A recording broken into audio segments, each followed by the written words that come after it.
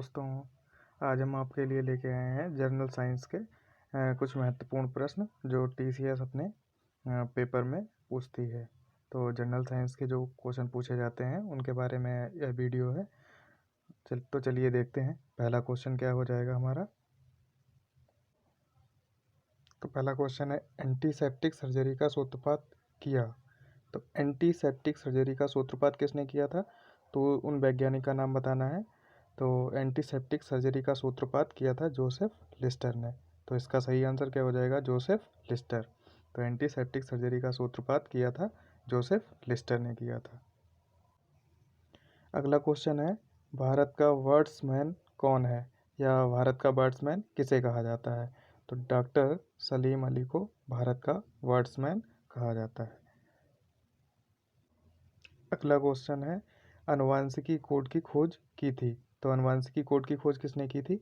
इसका सही आंसर क्या हो जाएगा? हरगोविंद खुराना जी ने की थी। तो आनुवंशिकी कोड की खोज किसने की थी? हरगोविंद खुराना जी ने की थी। अगला क्वेश्चन है हमारा, लाइसोसोम की खोज की थी। तो लाइसोसोम की खोज किसने की थी? इसमें सही ऑप्शन चुनना है। विलियम हार्वे दिया गया है, C D. Duve, Gregory John Mendel, John Dalton. तो इसका सही आंसर क्या हो जाएगा? हमारा सी.डी. डुवे जी ने। तो जो सी.डी. डुवे जी थे उन्होंने लाइसोसोम की खोज की थी। विलियम हार्वे ने क्या किया था? रक्त परिवहन की खोज किसने की थी? विलियम हार्वे जी ने की थी। अगला क्वेश्चन है, लाइकेन की खोज की थी। तो लाइकेन की खोज किसने की थी? लाइकेन की खोज हमारी किसने की थी? तुलासने ने की थी। तो लाइकेन को खोजने वाले पहले वैज्ञानिक कौन थे? तुलासने थे। अगला क्वेश्चन है, अंगूरों का अध्ययन कहलाता है। तो अंगूरों का अध्ययन को क्या कहते हैं? इसमें जो ऑप्शन दिए गए हैं उनको देख लेते हैं। Viticulture, sericulture, pisciculture, apiculture. तो एपीकल्चर जो है उसके अध्ययन, वो किसके अध्ययन को कहलाता है?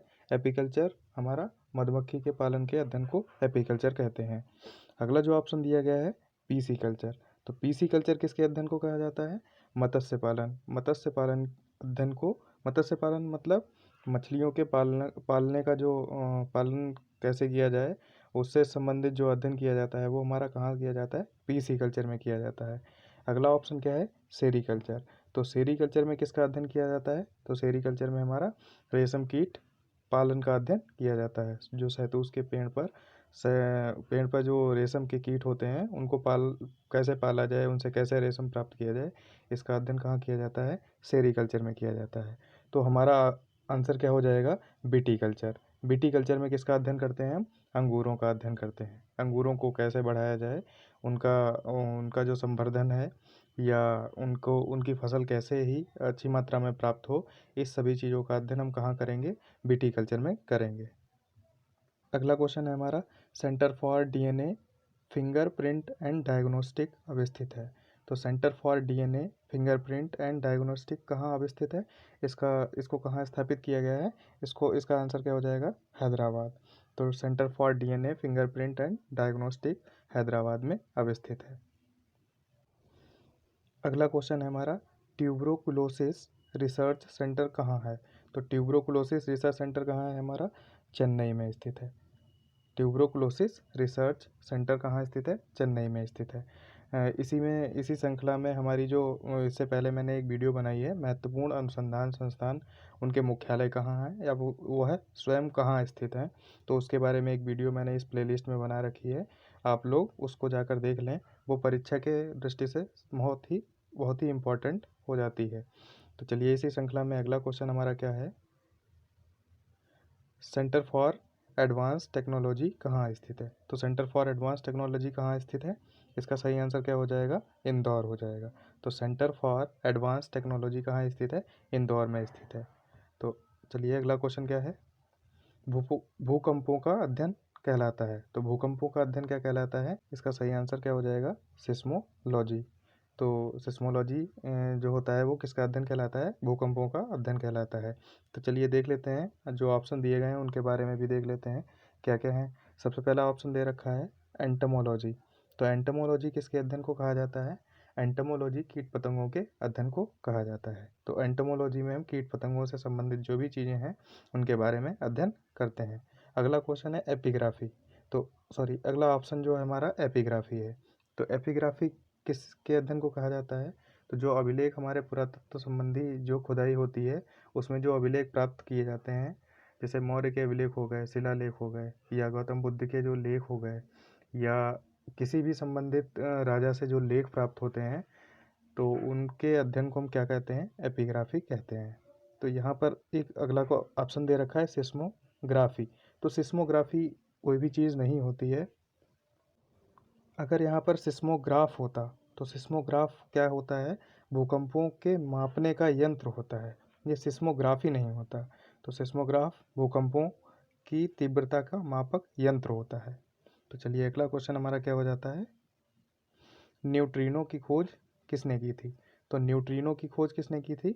इसका सही आंसर क्या हो जाएगा हमारा? न्यूट्रिनो की खोज पाउली ने की थी। तो न्यूट्रिनो की खोज पाउली ने की थी। आंसर हमारा क्या हो जाएगा सही? पाउली ने की थी।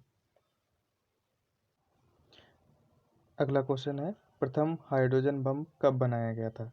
तो प्रथम हाइड्रोजन बम कब बनाया गया था? इसका सही आंसर क्या आ जाएगा हमारा? 1952। तो प्रथम हाइड्रोजन बम जो है कब बनाया गया था? 1952 में बनाया गया था। तो प्रथम हाइड्रोजन बम जो बनाया गया था 1952 में। दूसरा क्वेश्चन यह उठता है कि हाइड्रोजन बम किस सिद्धांत पर कार्य करता है? तो ऑप्शन में जो भी ऑप्शन दिए गए हों उनमें से क्या सही होगा हमारा? नाभिकीय संलयन के सिद्धांत पर कार्य करता है। तो नाभिकीय संलयन क्या होता है? जब दो छोटे छोटे नाभिक आपस में एक साथ मिल जाते हैं और इस मिलने की प्रक्रिया में बहुत सारी ऊष्मा को छोड़ते हैं या रिलीज करते हैं, इस प्रक्रिया को नाभिकीय संलयन कहा जाता है। तो हमारा हाइड्रोजन बम किससे संबंधित है? नाभिकीय संलयन से संबंधित है। इसी श्रृंखला में अगला क्वेश्चन हमारा क्या हो जाएगा? प्रथम परमाणु बम कब बनाया गया था? तो प्रथम परमाणु बम कब बनाया गया था? इसका सही आंसर क्या हो जाएगा? 1945। तो प्रथम परमाणु बम कब बनाया गया था? 1945। दरअसल बात यह है कि सबसे पहले यूएसए जो अमेरिका है, संयुक्त राज्य अमेरिका, उसके द्वारा सन 1939 से लगातार 1945 तक परमाणु परीक्षण किए जा रहे थे। तो इस दौरान वैज्ञानिकों द्वारा जो परमाणु परीक्षण किए जा रहे थे, तो उसमें सबसे पहली सफलता उनको 19 जुलाई 1945 को प्राप्त हुई थी। तो कब प्राप्त हुई थी सबसे पहली बार सफलता? 19 जुलाई 1945 को प्राप्त हुई थी। तो इस तरीके से हमारा आंसर क्या हो जाएगा इसमें? प्रथम परमाणु बम कब बनाया गया था? 1945 में बनाया गया था। अगला क्वेश्चन है हमारा परमाणु बम की खोज किसने की थी? तो परमाणु बम की खोज किसने की थी? इसका सही आंसर क्या हो जाएगा? ऑटो हान ने की थी। तो परमाणु बम की खोज ऑटो हान ने की थी। यहीं पर एक क्वेश्चन और उठता है कि परमाणु बम किस सिद्धांत पर कार्य करता है? तो परमाणु बम किस सिद्धांत पर कार्य करता है? अभी हमने देखा कि हाइड्रोजन बम किस सिद्धांत पर कार्य करता है? नाभिकीय संलयन पर। लेकिन यह परमाणु बम जो है वो किस सिद्धांत पर कार्य करता है? नाभिकीय विखंडन पर। अब नाभिकीय विखंडन क्या होता है कि एक जब बड़ा नाभिक दो छोटे छोटे नाभिकों में टूट जाता है और इस टूटने की प्रक्रिया में वह टूटने की प्रक्रिया में बहुत सारी ऊष्मा होती है उसको रिलीज करता है, उसको छोड़ता है। तो यह ऊष्मा अगले जो न्यूक्लियस होते हैं उनको ब्रेक करने के लिए यूज़ की जाती है। तो इस प्रकार एक चेन बन जाती है, चेन श्रृंखला बन जाती है। और यह श्रृंखला क्या होती है? एक बहुत ही ज़्यादा मात्रा में ऊष्मा जो होती है उसको रिलीज करती है, ऊष्मा को छोड़ती है। तो इस प्रकार हमारा परमाणु बम किस सिद्धांत पर कार्य करता है? नाभिकीय विखंडन के सिद्धांत पर कार्य करता है। अगला क्वेश्चन हमारा है प्रोटॉन की खोज किसने की थी? तो प्रोटॉन की खोज किसने की थी? यहाँ पर जो ऑप्शन दे रखे हैं, गैलीलियो दे रखा है, दूसरा गोल्डस्टीन दे रखा है, तीसरा फैराडे और चौथा रदरफोर्ड दे रखा है। तो यहाँ पर सही आंसर क्या हो जाएगा हमारा? गोल्डस्टीन। अब यहाँ पर कुछ लोग आपत्ति करेंगे, उन्होंने पढ़ रखी है एक ट्रिक, ईंट पर नाच, ई से इलेक्ट्रॉन, टा से टॉमसन, पा से प्रोटॉन, रा से रदरफोर्ड एंड ना से न्यूट्रॉन और चा से चैडविक। लेकिन यहाँ पर जो रदरफोर्ड और गोल्डस्टीन दोनों ऑप्शन दे रखे हैं। तो सबसे पहले प्रोटॉन की खोज जो की थी वो गोल्डस्टीन ने की थी, बाद में नामकरण जो किया था वो रदरफोर्ड ने किया था। तो इस प्रकार इसका सही आंसर क्या हो जाएगा? गोल्डस्टीन अगर नहीं दिया होता तो हमारा रदरफोर्ड सही हो जाता, लेकिन यहाँ पर अगर दोनों ऑप्शन दे रखे हैं तो गोल्ड स्टीन को हम प्रेफर करेंगे। तो हमारा सही आंसर क्या हो जाएगा? गोल्ड स्टीन हो जाएगा। अगला क्वेश्चन है हमारा, भारत के पहले परमाणु रिएक्टर का नाम क्या था? तो भारत के पहले परमाणु रिएक्टर का नाम क्या था? इसका सही आंसर क्या हो जाएगा? हमारा अप्सरा था। तो हमारे इसमें भारत के पहले परमाणु रिएक्टर का नाम अप्सरा था। अगला क्वेश्चन है हमारा, भारत का प्रथम परमाणु रिएक्टर अप्सरा कहाँ स्थापित किया गया था? तो भारत का प्रथम या पहला परमाणु रिएक्टर कहाँ स्थापित किया गया था? ट्राम्बे में किया था। ट्राम्बे कहाँ स्थित है? मुंबई में स्थित है। तो भारत का प्रथम परमाणु रिएक्टर अप्सरा ट्राम्बे में स्थापित किया गया था। अगला क्वेश्चन है हमारा, भारतीय अंतरिक्ष अनुसंधान परिषद की स्थापना कब की गई थी? तो भारतीय अंतरिक्ष अनुसंधान परिषद, जिसे हम किसके नाम से भी जानते हैं? इसरो के नाम से भी जानते हैं, इंडियन स्पेस रिसर्च ऑर्गेनाइजेशन, जिसकी स्थापना कब की गई थी? इसका सही आंसर क्या हो जाएगा? हमारा 1969। तो इसरो की स्थापना 1969 में की गई थी। इसका मुख्यालय आप कमेंट करके बताइए कि कहाँ स्थित है। अगला क्वेश्चन है, डीडीटी की खोज किसने की थी? तो डीडीटी की खोज किसने की थी? इससे ऑप्शन दे रखे हैं, पिनमैन, पॉल मुलर, जॉन साल्क, कुक। तो इसका आंसर क्या हो जाएगा? हमारा डॉक्टर पॉल मुलर। पॉल मुलर ने डीडीटी की खोज की थी। डॉक्टर पॉल मुलर ने डीडीटी की खोज की थी। अगला क्वेश्चन है, भारतीय अनुसंधान समिति के अध्यक्ष कौन थे? तो भारतीय स्वतंत्रता के पश्चात भारतीय अनुसंधान समिति बनाई गई थी। कई समितियां बनाई गई थी, उसमें से भारतीय अनुसंधान समिति एक थी। तो भारतीय अनुसंधान समिति के अध्यक्ष कौन थे उस समय? विक्रम साराभाई। विक्रम साराभाई। तो भारतीय अनुसंधान समिति के अध्यक्ष कौन बनाए, किसे बनाया गया था? विक्रम साराभाई जी को बनाया गया था। अगला क्वेश्चन है हमारा, दूध की शुद्धता किस यंत्र से मापी जाती है? तो दूध की शुद्धता किस यंत्र से मापी जाती है? इसका सही आंसर क्या हो जाएगा? लैक्टोमीटर। तो दूध की शुद्धता किस यंत्र से मापी जाती है? लैक्टोमीटर से मापी जाती है। तो चलिए बाकी ऑप्शंस को भी देख लेते हैं। इसमें पहला ऑप्शन क्या दे रखा है? फैदोमीटर। तो फैदोमीटर से हम किसको मेजर करते हैं? फैदोमीटर से हम समुद्र की गहराई को मापते हैं। तो समुद्र की गहराई को मापने के लिए फैदोमीटर का उपयोग किया जाता है। अगला ऑप्शन क्या है? टैकोमीटर। तो टैकोमीटर का उपयोग हम कहाँ करते हैं? टैकोमीटर का उपयोग वायुयान तथा मोटर बोटों की जो गति होती है, जो स्पीड होती है, उसको मेजर करने के लिए हम किसका उपयोग करते हैं? टैकोमीटर का उपयोग करते हैं। अगला ऑप्शन क्या दे रखा है? हाइग्रोमीटर। तो हाइग्रोमीटर का उपयोग हम कहाँ करते हैं? जो आपेक्षिक आर्द्रता होती है, वातावरण में जो आपेक्षिक आर्द्रता होती है, उसको हम किससे मेजर करते हैं? हाइग्रोमीटर से मापते हैं। अगला क्वेश्चन हमारा है, पानी का बुलबुला हवा में किस प्रकार का व्यवहार करता है? तो पानी का बुलबुला हवा में किस प्रकार का व्यवहार करता है? इसका सही आंसर क्या हो जाएगा?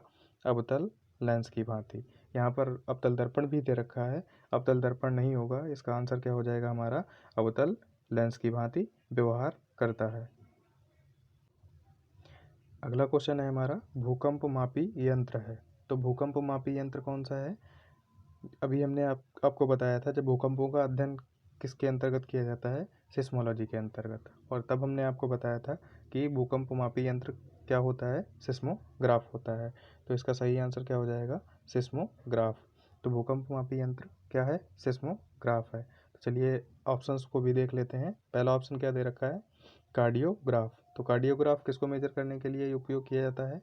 तो कार्डियोग्राफ हमारा हृदय की गति की जो धड़कन होती है हृदय की, उसकी जांच करने के लिए हम किसका उपयोग करते हैं? कार्डियोग्राफ का उपयोग करते हैं। अगला ऑप्शन क्या दे रखा है हमारा? हाइड्रोफोन। हाइड्रोफोन का उपयोग हम कहाँ करते हैं? जब पानी के अंदर जब गोताखोर नीचे जाता है तो वो क्या करता है? हाइड्रोफोन को लेके जाता है। तो ध्वनि जो होती है वो उससे बाहर से या अंदर से किसी से बातचीत करने के लिए जो ध्वनि सुनाई देती है, हाइड्रोफोन के द्वारा उस ध्वनि को सुना जा सकता है। तो इस प्रकार हमारा आंसर क्या हो जाएगा? हाइड्रोफोन से हम पानी के अंदर ध्वनि की माप या ध्वनि को सुन सकते हैं। उसके लिए हम उपयोग किसका करते हैं? हाइड्रोफोन का करते हैं। अगला अगला ऑप्शन जो दे रखा है वो हमारा क्या है? डिक्टाफोन। डिक्टाफोन का उपयोग हम कहाँ करते हैं? तो डिक्टाफोन का उपयोग हम बातचीत को रिकॉर्ड करने तथा उसको पुनः सुनने के लिए उसका उपयोग करते हैं। तो बातचीत को वर्तमान समय में आजकल मोबाइल चल रहे हैं, मोबाइल हो गए, साउंड रिकॉर्डर आ गए हैं, तो डिक्टाफोन का उपयोग कम हो गया है। परंतु प्राचीन काल में क्या होता था, बहुत ही कुछ समय पहले डिक्टाफोन का उपयोग किया जाता था एक दूसरे की बातचीत को रिकॉर्ड करने के लिए तथा उसको पुनः सुनने के लिए उसका उपयोग किया जाता था। तो चलिए अगला क्वेश्चन हमारा क्या है, मानव रेटिना पर बना प्रतिबिंब क्या होता है। तो मानव रेटिना पर बना प्रतिबिंब कैसा होता है, इसका सही आंसर क्या हो जाएगा हमारा, वास्तविक तथा उल्टा होता है। तो मानव रेटिना पर बना प्रतिबिंब कैसा होता है, वास्तविक तथा उल्टा होता है। अगला क्वेश्चन है हमारा, ट्रांसफार्मर किस सिद्धांत पर कार्य करता है। तो ट्रांसफार्मर किस सिद्धांत पर कार्य करता है, इसका सही आंसर क्या हो जाएगा, विद्युत चुम्बकीय प्रेरण के नियम पर। तो ट्रांसफार्मर किस सिद्धांत पर कार्य करता है, विद्युत चुम्बकीय प्रेरण के नियम पर कार्य करता है। तो ये हमारे कुछ साइंस के महत्वपूर्ण क्वेश्चन थे। अगर ये वीडियो आपको अच्छी लगे तो लाइक कीजिएगा और चैनल को सब्सक्राइब कीजिएगा। ये